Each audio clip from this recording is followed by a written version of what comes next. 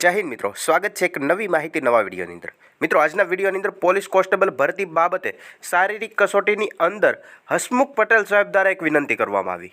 જી હા મિત્રો, જીપીએસસીના ચેરમેન હસમુખ પટેલ સાહેબે એવું કહેવામાં આવ્યું કે ગ્રાઉન્ડ ઉપર રહેવા જમવાની વ્યવસ્થાઓ કરવામાં આવે જેથી કરીને ઉમેદવારને કોઈ તકલીફ ઊભી ન થાય।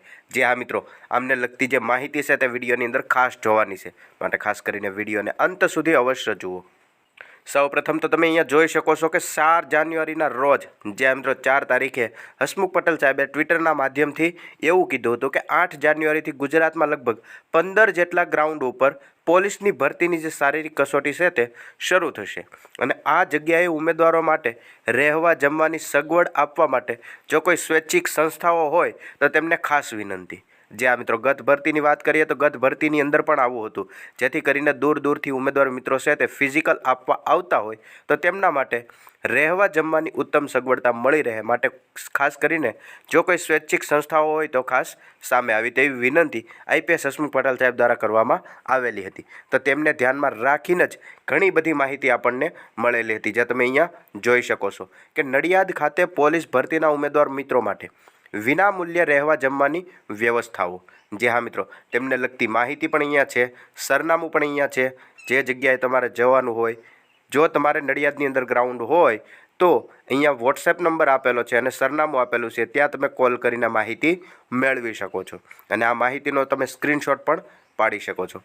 જી હા મિત્રો, જેટલા સોશિયલ મીડિયાના માધ્યમે આપણને માહિતી મળી તે તમામ માહિતી આપણે અહીંયા જોવાની છે। ત્યારબાદ આગળની વાત કરીએ તો 8/1/2025થી શરૂ થનાર ઉમેદવારોની શારીરિક કસોટી JD Nagarwala police stadium police મુખ્ય મથક શાહીબાગ અમદાવાદ ખાતે જે ઉમેદવાર મિત્રો આવતા હોય તેમાં મહિલા ઉમેદવાર મિત્રોની જે શારીરિક કસોટી હોય તેમના માટે રહેવાની વ્યવસ્થાઓ છે તે રાત્રિ રોકાણ માટે અહીંયા કરેલી છે, જેમનો તમે સ્ક્રીનશોટ પાડીને માહિતી મેળવી શકો છો।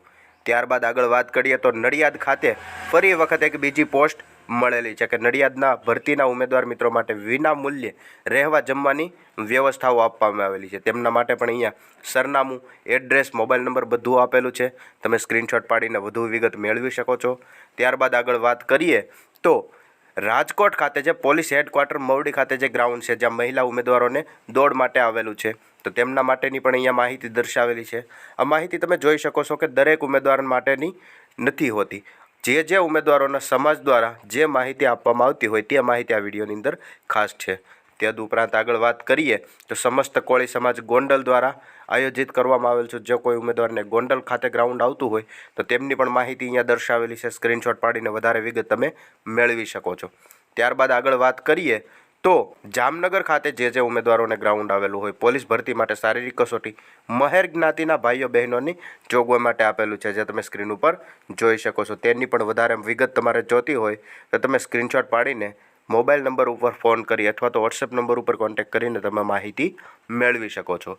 ત્યારબાદ આગળ વાત કરીએ તો રાજપૂત યુવા ટીમ ગોંડલ દ્વારા ફરી વખત ગોંડલના ગ્રાઉન્ડ ઉપર જે રાજપૂત છે તેમના યુવાનો માટે પણ આવી એક વ્યવસ્થાઓ ઊભી કરવામાં આવેલી છે।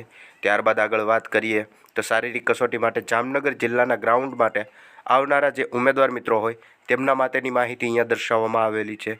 ત્યારબાદ તેમનાથી આગળ જોઈએ તો પોલીસ ભરતીમાં ગોંડલ ગ્રાઉન્ડ ખાતે જેવા ઉમેદવાર મિત્રો ફિઝિકલ કરવા માટે આવતા હોય તેમને રહેવા તથા જમવાની સુંદર વ્યવસ્થા રાજપૂત સમાજ ભવન લાલપુર પાસે કરવામાં આવેલી છે, તેમની પણ માહિતી અહીંયા દર્શાવેલી છે, તેમની વિગત પણ તમે જોઈ શકો છો। આ તમામ જે માહિતી છે તે આપણને સોશિયલ મીડિયાના માધ્યમે મળેલી છે। આવી જ રીતે જો કોઈ તમારા ધ્યાનની અંદર વધારે પડતી વિગત હોય જેથી કરીને ઉમેદવાર મિત્રોને ખૂબ મદદ થાય એવી માહિતી હોય તો તમે અમારી સાથે શેર કરી શકો છો। જે આ મિત્રો જેથી કરીને વિડીયોના માધ્યમે બીજા ઉમેદવાર મિત્રોને જેમને ખાસ જરૂર હોય તેવા ઉમેદવાર મિત્રો સુધી અમે માહિતી પહોંચાડી શકીએ। આવી રીતે એલઆરડી ભરતીને લગતી એક મહત્ત્વની અપડેટ હતી જે વિડીયોની અંદર ખાસ જોઈ। આવી નવી માહિતી જોતા રહેવા માટે હમણાં ચેનલને સબસ્ક્રાઈબ જરૂરથી કરી લેજો।